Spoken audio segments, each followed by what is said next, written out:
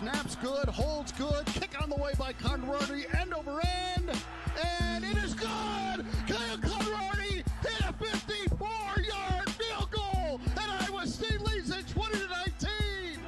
Oh my goodness! Welcome back to the Iowa State Fan Perspective, as always brought to you by the Play the Fight Song College Football Show, where we bring you guys college football content each and every single week.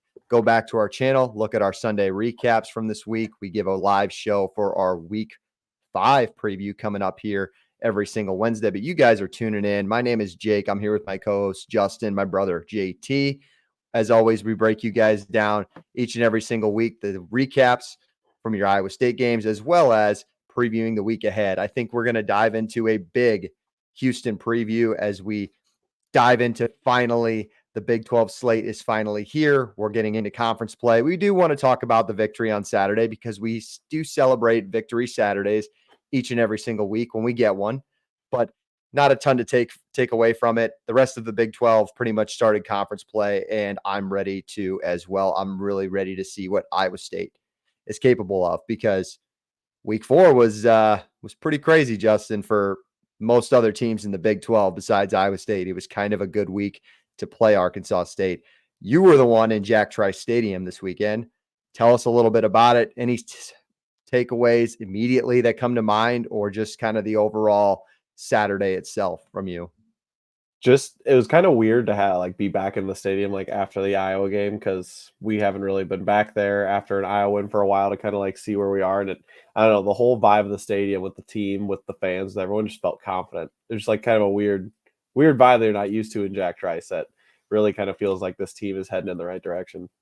I thought the bye week was very, very well put into after the Cyhawk game. Win or lose, I said that a couple of weeks ago. I really enjoy the bye week coming off of the Cyhawk game. Just gives the team time to either settle down, recover, because we know it's a physical game, and or just kind of focus back in and get ready. And yeah, I think they punched this team in the mouth, in the Red Wolves, who it was pretty apparent. There's some Arkansas State fans online who were pretty confident going into Jack Trice Stadium on Saturday because they thought they, quote unquote, held their own with Michigan 2 weeks ago, even though that game wasn't as close. And I think Iowa State took maybe 1 or 2 drives, but really, really settled in, and they little boyed, for lack of a better term, they little boyed Arkansas State on Saturday, didn't you think? Yeah, well, the national media might think, too, looking at Iowa State and Michigan coming off the national championship, that they would just assume that Michigan's a better team than Iowa State, which I would say is probably not true. I don't know what you'd think, but I don't really think that's true.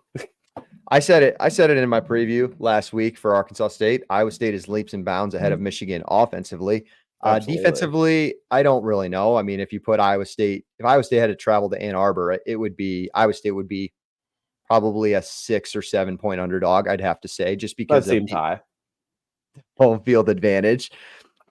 Be that as it may, on a neutral field, it would be, I believe it would be close to a pick 'em, but I'm not necessarily an odds expert. I was telling you that yesterday, though. I still don't think the national media or anybody's really caught up on this team. But I don't know, from the first 3 games, I don't know what more you could ask for that you'd want to see from this team if you weren't already sold on them. These first 3 games, although the Iowa game was really close, that could have went the other way. The North Dakota game didn't look as clean as possible. I think this team, through all the injuries, has answered all the questions that they needed to heading into conference play. Yeah, that's pretty true. We'll break down the entire Arkansas State game as a whole, and then we're going to dive into the Houston Cougars, kind of how they showed up on Saturday, and then what State fans can look forward to for a big one, a night game next Saturday. Before we get into all of that, guys, we're sponsored or partnered with No Rivals. Shop norivals.com. You can see the URL name below on our brand here.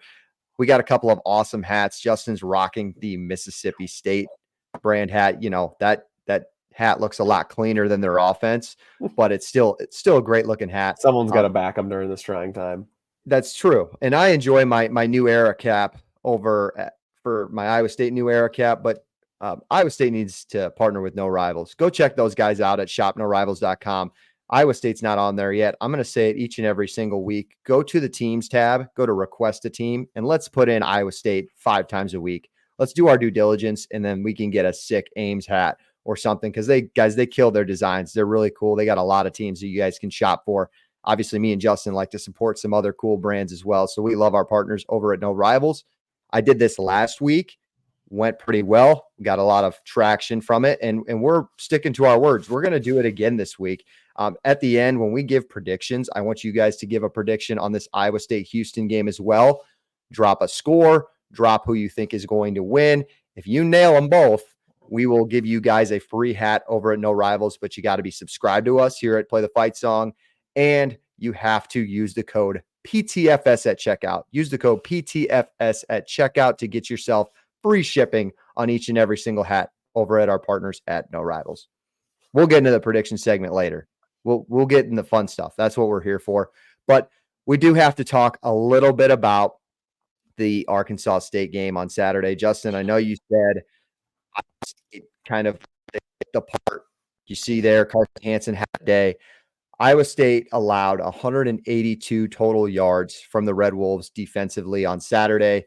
5 different running backs got in. Iowa State rushed for over 237 total rushing yards and touchdowns. Again, Carson Hansen had 2. Freshman Dylan Lee had 1. Rocco had the quarterback sneak. And then Connor Moberly gets in as the second string quarterback in when the game was pretty much over in the second half.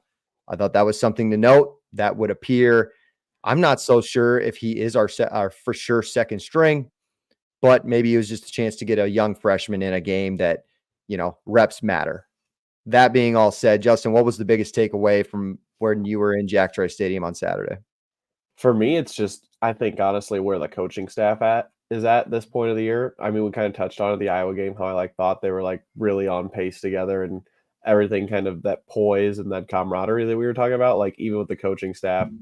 Seems to be everyone's getting a good gel, which is good to see with our young OC and obviously the injuries that we faced on defense. And you could just see it through how many guys got in this week. I know we ended up playing backups and stuff in the fourth quarter, but I think they played 84 guys on Saturday. I saw that. Awesome. It's kind of insane because I don't even know how many guys suited up, but it had to be not more than pretty much 85. that. Yeah. I mean, that's pretty impressive to get everybody into the game. And just to show all the guys who had success, obviously the running back room is the big key there. Had Jackson, let me pull it up here. Yeah, Jackson, Jalen Jackson played over 50 yards. Sama had some good carries in there too. Bramer finally had his breakout game. He had a couple big catches for us today. Sweet one-handed catch. Just seeing everyone execute at every different position, having multiple guys who can do it, just makes me feel have a lot of confidence as a fan. And I just point to the coaching staff of getting everybody ready to play, I guess, at this point in the season. Yeah, coming off of a bye week, like we mentioned, not a trap game, but a sleeper game. I mean, absolutely. I wasn't sure they were going to cover. I was pretty confident. I thought it was going to look a lot like the North Dakota game, where we get out to an early lead and then just kind of slow down, try to hide what we had. But they came out running that no huddle offense, they were coming for right away. Yeah, I thought, if you listen to our preview, I'll pat myself on the back a little bit. I thought Iowa State was going to cover easy just because of how fast Arkansas State thinks that they can play. And Jalen Rayner is the quarterback for Arkansas State, for those who don't know, struggled on Saturday, to say the least. I think he threw for 62 total yards, probably less than 50% on completions. Timmy McClain looked better. I thought he should have played the whole game. We're not here to dive in on Arkansas State, but I'm just basically saying this was an opportunity for Iowa State to kind of sleepwalk its way through that win on Saturday, and they didn't do that. They punched them in the mouth and defensively didn't bow up the whole time. They just kept getting them off the field. I have a question, though. Was the stadium really as empty as it looked on TV and some things on Twitter? I saw some people griping about the end zone people. The first half was it was full the whole first half. At halftime, it definitely started to dwindle down, but it was a hot game. I know we thought it was hot in North Dakota. I had to sit on the other side, on the east side. Ooh, the sun side. I had the sun in my face, and I had a couple Ames lagers beforehand. I was pretty hydrated. It was rough out there. It was rough. One of these older guys sitting next to us decided to bring some fireball shooters in for when we scored touchdowns. Didn't even know this guy. So it was getting kind of rowdy. And I thought, obviously I'm biased. I thought the atmosphere was pretty good, but the crowd did stay for most of that half. You just know the people over in the the suck up. Like if you've got the option of being in the air condition and being out With there, the like beer. when you like get up 7 early and it's playing Arkansas State, like I feel like Yep. people are being a little judgmental there. Yeah, no, I'm not saying I blame them. I mean, air conditioning and beer, it's basically like sitting in your basement, except you're at the stadium is kind of what that end zone is. And I know Yeah. that they'll start to show up when the fall really comes around and bigger games are here. I don't blame them for abusing their privileges of having Yeah. beer access in the stadium and It's all not like that good the stuff. rowdy or more passionate. I mean, that's a lot of donors, but like the more passionate, Yeah. rowdy in the stands fans. That's really not where you're getting your action, anyways, from that crowd. You're telling me that they're not like you guys, just makeshifting fireball shooters into your socks in the game? Is that what you're explaining to me? Huh. It would I surprise me. it's all right. So it sounds like you guys had a lot of fun on Saturday. That's good to hear. I'm glad Arkansas State didn't give anybody any stress because that's really what those games are meant for. But now it's time to really dive into the Houston Cougars. We'll preview Houston a little bit. As always, I give you guys players to watch just for Iowa State fans' sake, who we're going to be paying attention to on Saturday. We'll dive into keys to the game, round it out with predictions. That's usually how we always run through these previews if you're new to here. If you are new here, we appreciate you guys tuning in so far. Please subscribe to our channel. Again, we cover college football content each and every single week, and we do these fan perspectives for our rivals over at Iowa. Jordan Pierce does a nice job over there, and our cross-state rivals from the former Big 12 mates in Nebraska with Cam Parks. He does a nice job there. All right. Houston falls this week on the road at Cincinnati, 34-0. And yes, it was as bad as the score indicated. Justin, I know this was going on, I think, during the Iowa State game. So I know probably not a ton of eyes to go on it. I watched it for a few minutes and then went back and watched the full clips back on YouTube. Basic takeaways for me. Houston's offense has been just horrendous all year long, to just be quite frank. And it's not a good way to put it, but it really has been really bad. They missed one field goal in the red zone. Their running back fumbled one in the red zone. That was kind of their only two opportunities to score. They changed quarterbacks. They went to the Zion Chris kid after Donovan Smith really, really struggled on Saturday. He had 77 total yards and 2 picks, threw a horrendous pick. I believe it was the first possession of the game. So Cincinnati was on them from the jump. A little bit about Houston. Their defense is stingy. They do rank 24th in total defense in the entire country. They also rank 122nd in total offense. That just shows you kind of where this team is at.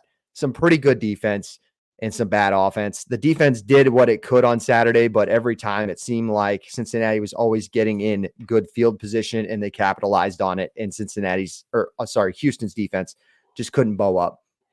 One note from the game that I thought was really telling, and then it'll get kind of lean into our prediction stuff and some things to note for Iowa State. Cincinnati's defensive coordinator, guys, remember, it's Tyson Veit. If you don't remember him, he was the linebackers coach at Iowa State last year, runs a similar scheme to Coach Haycock, and they had a ton of success against Houston's offense on Saturday. So what does that tell me? I think there's a lot of notes to take away for this defense for Coach Haycock on how we can really get after this offense in Houston on Saturday, who struggled mightily against Cincinnati. Justin, did you get a chance to watch Cincinnati this game? I know we watched them in the Oklahoma game a couple weeks ago, but what are your first initial thoughts on Houston, if you have any? Yeah, I wasn't able to catch too much of it because we were there at the stadium a couple hours beforehand, then during the game, so that kind of overlapped a little bit. But I mean, looking at the Big 12 as a whole, trying to find a team that you'd want to play if you're going to have to play a road conference game to start the season, like I don't think you can. I'm not trying to like diss on the team at all, but like Iowa State couldn't pick a better matchup for them this week than Houston, in my opinion. Yep. No, I completely agree. I did start to have second thoughts a couple of weeks ago when they beat Rice pretty good. They were 5-point favorites at home. Again, that was a home game. They looked pretty good.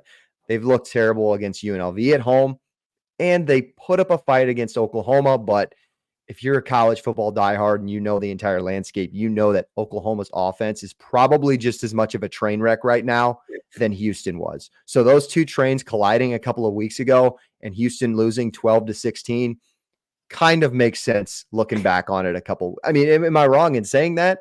No, I'm just thinking about like what Blake would be saying or like your Oklahoma fan would be saying hearing this, but Yeah, their offense is in a pretty rough spot right now. I don't know if I'd say it's similar to like what Houston's is, but clearly Houston's defense can have some say for itself. It's not as extreme as Oklahoma. I'm sorry, Oklahoma fans. I know you're kind of going through it. Saturday was pretty rough for you there, even though I gave you Tennessee like 7 different times. We're not getting on top of that. All right. We're here to stick to the Cyclones. For those who are wondering, 6:00 Saturday night in Houston on Fox Sports 1. As of right now, Justin and I are recording this Sunday on the Sunday prior, and Iowa State opens up as a 13-point favorite. That doesn't surprise me at this point in time right now. If you would have asked me prior to Saturday's game for both of these teams, I would have guessed it was a little less than 10. I thought it would have been at 9 or so. But after watching this week, I think Iowa State can expose a lot of things, both offensively and defensively. And Houston's offensive struggles just continue to be more and more alarming. So if you're wondering where the line's at, that's kind of where Iowa State's sitting right now. Not saying it can't be a trap game because, I mean, Justin, we watched the entire Big 12 yesterday. So anything is possible. And Iowa State is this is their first conference game. Iowa State is the last Big 12 team to play a Big 12 opponent. And I don't know. I don't want to discredit the Iowa win because it was a great win, but Yeah. I'm a little nervous. I mean, let's get into players to watch. It starts with quarterback Donovan Smith. Iowa State fans, if you're watching the Houston quarterback, he's been pretty atrocious the last couple of years. I don't want to be extreme, but for those who are diehards and remember a couple of years ago, Donovan Smith still may bring some PTSD moments back to the Iowa State program. He was the quarterback for that Texas Tech win back in 2021, where he was 25 of 32, 322 yards, 3 touchdowns, and 50 rushing yards in that win where they had a 65-yard field goal kick to beat Iowa State that day. Smith was really good. If you guys pay attention to my stuff each and every single week, I always say we get good Donovan Smith, we get bad Donovan Smith. We had good Donovan Smith against Rice. We had terrible Donovan Smith yesterday. We had terrible Donovan Smith against UNLV. You never really know what you're going to get out of this guy. I think Iowa State's going to get after him, but he doesn't sense much of a threat to me. Justin, what are your initial thoughts on Smith? Even is there any part of his game that would concern you to this Iowa State defense so far? Because to be quite frank, I'm not sure if we've seen a dual threat quarterback as good as Smith has been in this early season. Rayner yesterday was not it. No, he'll definitely be a good warm up for us. But yeah, I thought North Dakota's quarterback's pretty mobile. The Arkansas State, they were pretty mobile this weekend too. I don't think it's going to be anything like new for our defense or anything that Heathcock can't handle. I think it'll be a good challenge for him, just kind of warm up for like the kind of style they're going to see in the Big 12. But being worried doesn't really, not really worried at all, to at least put it that way. We'll see if we ever get any Houston fans on here and jumping in the comments. I tried to look for Houston podcasts and things to listen to because I want to know where the fan base is at. It's funny, you know, it's crazy how there's no Houston fans, football fans around in the fall. They kind of just pop up out of nowhere when basketball season comes around. It's funny that you say that you're nervous because back to like what I'm saying, like the national media is like slow to pick up on Iowa State. You know it's coming because like the Iowa State fans are trying to calm themselves down. They're like trying to like say they're nervous, like you like talking yourself out of it. Like this is where like the bad stuff can happen. But I feel like that's only good because like they finally have the expectation again, and that's a good thing. No, I 100% agree. I'm not as nervous as I was probably 2 weeks ago thinking about this game. I am sitting pretty confidently. All right, another player to note, who's Donovan Smith going to throw the ball to? Look at it, no other than Joseph Manjack, the fourth. This is a USC transfer. He had 500 yards last year, 6 touchdowns. He's an okay receiver. He's not an all-conference guy, but he's their number one option. You'll find him right away because he's probably the only receiver in college football who doesn't wear gloves. I kind of honor it, honestly. I give the guy credit. It looks a little stick him all over those fingers. Yeah, he's your old school wide receiver. He just likes to bare knuckle the ball.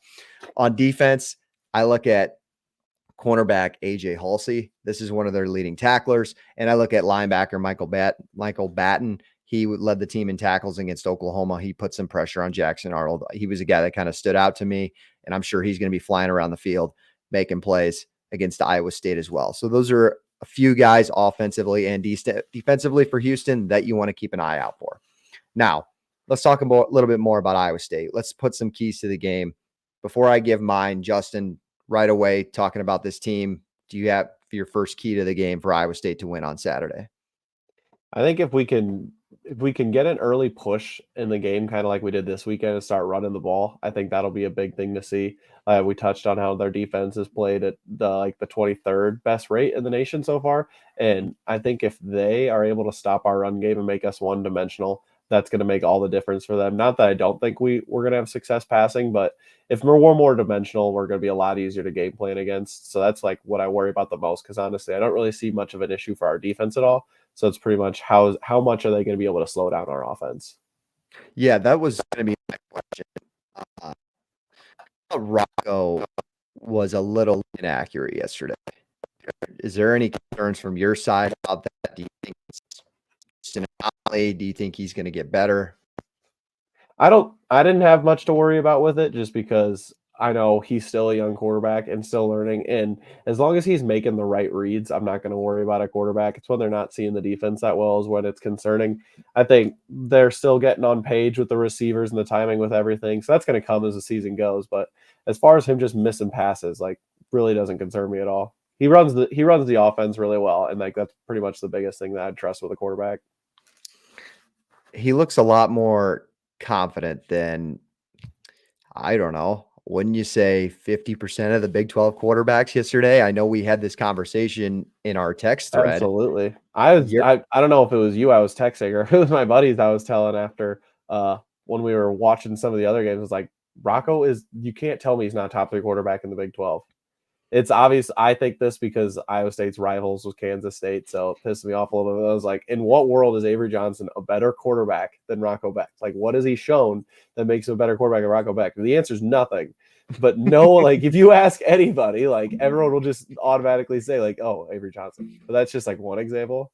But yeah, I think Rocco's played great. He's done a lot. He hasn't done a lot to gain the trust, really, but like, hasn't made any mistakes and give you no reason not to trust him. I think it comes with, like, I mean, the recruiting narrative, right? Johnson was a high 4-star recruit. Oh, yeah, for sure. In that example. So I think that particular instance, his hype's a little going to be higher, and people are going to automatically assume his ceiling's higher. Yeah. I'm still on that side a little bit. I'm not fully bought into it yet. I appreciate your enthusiasm, and I think you've got a great cause for it. And I'm glad you are right, because we're on the right side of it, being that this is our quarterback. That being said, another key to the game for me is one-on-one opportunities for the secondary, or for our receivers on their secondary. Like I talked about before, the Henderson kid for Cincinnati, he's a pretty solid receiver, I'd say. He won a lot of one-on-one balls against that Houston defense that scored on a couple of touchdowns. I look at Jaden Higgins to have a big game in this. Like, he continues to really be a deep one-on-one threat, like a legitimate one-on-one threat. Like, it's talking about Rocco and his accuracy again. He doesn't really have to be that accurate when he gets those matchups with Higgins, because Higgins has become one of the better playmakers at the receiving spot in the Big 12. Absolutely. Yeah, Higgins had been a stud for us, and Noel has surprised me with how consistent that he's been too. You can really trust both of those guys, honestly, over the top, and it really hasn't been something we felt with trust, at least having 2 guys since back when like Hakeem and Lazard were on the same team, honestly. Yep, 100%. And speaking of kind of winning those one-on-one matchups, one thing Cincinnati really capitalized on last week, they didn't have a ton of yards. It's not like they outgained Houston a ton, but they capitalized on turnovers, and then they quickly turned that into points. That's another key for me. Is I don't think Iowa State's offense is really good. I would be surprised if Iowa State gets to 425 total yards on Saturday. I'm not saying they can't win because of that. I'm just telling you, this defense is better than we give it credit for. And I'm not saying you need 425 yards to win. I definitely don't think we will. It's going to be kind of a kind of sucker punch game. Like, you're going to have to win some physicality stuff. It's going to be maybe a little slower. And for that reason, if you do get a pick or two, like, immediately win home run battles with your Higgins or Noel connections, or run the ball again. I was really impressed the way Iowa State ran the ball on Saturday. That was finally something we haven't seen, right, Justin? I mean, we talked about it. Like, we see these bad run defenses in Arkansas State or in the past, like Kansas last year, and we're like, Iowa State's going to just try to enforce and run the football, and it's not going to work. Yesterday it did, and they did it with so many different backs. And that's the difference. That's what makes a team more consistent and more dynamic down the stretch too. As much as I like seeing the depth of our running backs too, I still don't love that we don't really have a lead guy. It feels like I think everyone thought that was going to be Sama, but clearly they're going to be mixing in guys all throughout the season, which is nice, having a lot of opportunities, but I think we'll need a little more clarity in that backfield as the season goes on. But it's been great seeing at least the line starting to work together and the line getting that push up front that we've been begging for like all off season. I saw a lot of different bodies on Saturday, a lot of different lines kind of mix shifting in. And I think, like you said, we got like 10 different offensive linemen in. Really, really, really awesome to see that group kind of get better and actually have some depth. That's pretty unfamiliar with Iowa State. My last key point would be keys of the game. Goes back to Donovan Smith. Rattle the quarterbacks. Like Jalen Rayner yesterday for Arkansas State was really, really uncomfortable. And it doesn't have to be a ton of pressure.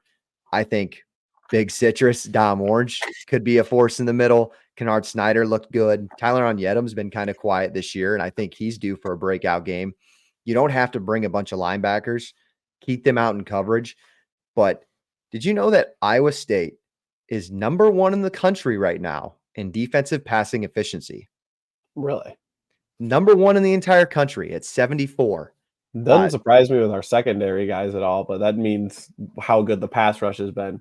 I know it's something we were kind of expecting and looking forward to, but how quickly it's been implemented, like it just changed overnight in that second half of the Iowa game, it felt like.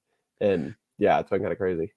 Now it helps that you've played North Dakota, Jalen Rayner, and Cade McNamara. Obviously. Yeah, we can't get too excited. Like you said, you touched on at the beginning. We haven't played any Big 12 games, but from the competition they've had, I think they've proven everything that they needed to.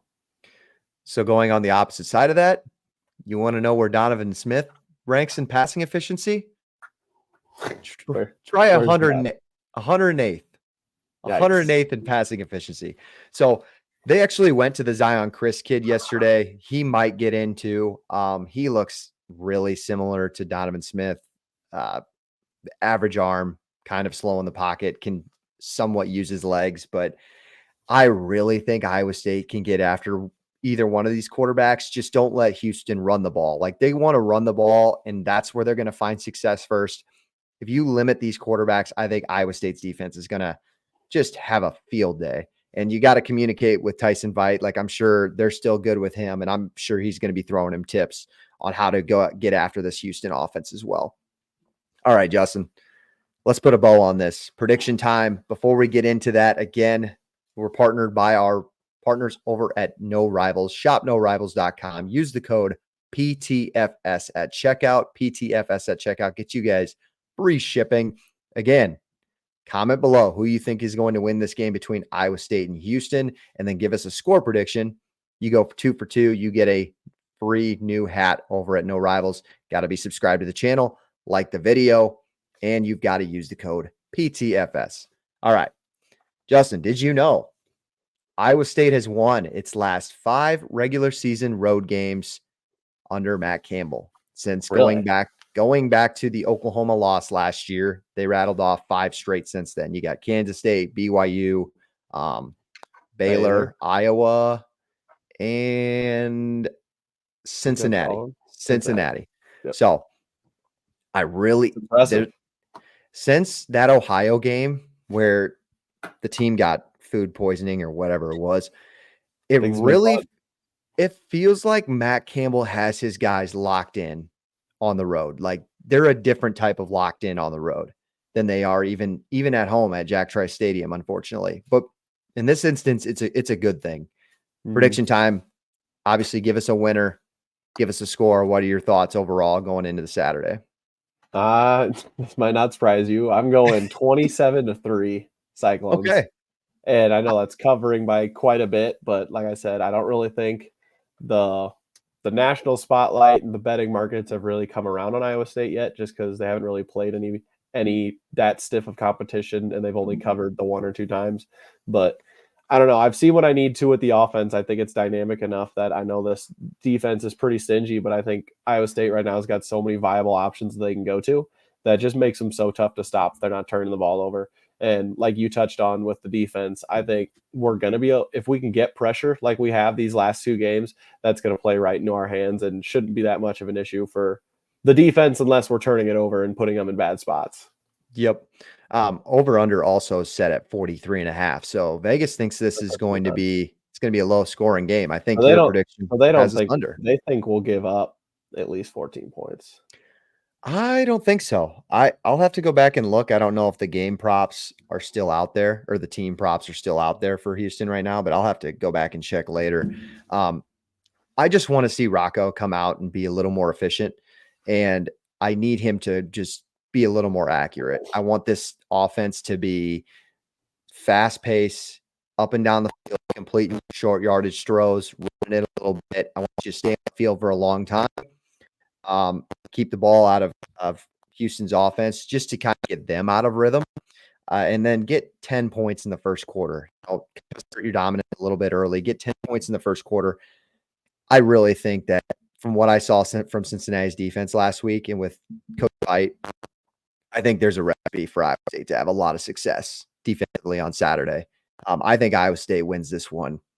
I mean, I'm just going to say, like, it feels conservative to say 27-10, but they're still covering. I said 27-3. Yeah, it's a cover. I'll give them a touchdown. Maybe they don't have the weird turnovers like they did last week against Cincinnati, but I don't think they're going to have as many opportunities in the red zone as maybe they should in Houston with their offense. So 27-10 is what I got it. And I'm fairly confident. I'm fairly confident going into this one. And then Iowa State plays Baylor at home next Saturday, but one game at a time, right? Before we close anything out, Justin, any more thoughts on the Houston preview for Iowa State? Yeah, I just, like you just said, talking about the confidence with the team. It doesn't really feel right, and it won't really be validated until we win if we win this game, and then if we win next week, get a couple Big 12 games under our belts for it'll feel vindicated. But yeah, this team's really firing on all cylinders. Got a lot of depth on offense, and then we've got the pass rush and this secondary, I think, makes us a truly an elite defense, at least in a Big 12 sense. I saw there was a stat on ESPN. I don't know if it was for our game or if it was for the Oklahoma game, but they were talking about the best teams in the red zone, and Iowa State's 6 for 6 on their last red zone trips. They're top 3. They're top 3 in the country in that stat. And then I was thinking about it for our defense as well. I'm like, how often does our defense give up touchdowns in the red zone? It's not very often. Not very often, but the red zone offensively, that's been a huge improvement. They weren't great in the red zone last year. So that's awesome to see them clean that up. All right. Appreciate you guys tuning in. We're going to sign this one out. Before we go, again, subscribe to our channel. We have a bunch of college football content. I actually have a show called Somewhere in the Middle where we cover all things Big 12. Another huge slate coming up on week 5 this Saturday for the Big 12. And we had a crazy week 4 that I want to touch on a lot of thoughts on all of those games that happened last Saturday. Again, comment below who you think is going to win this one. Give us a score prediction and then use the code PTFS at shopnorivals.com. My name's Jake. Appreciate you guys tuning in. That's JT. We will be back again next week for your Baylor preview. And hopefully we're celebrating victory Saturday once again. Go Cyclones.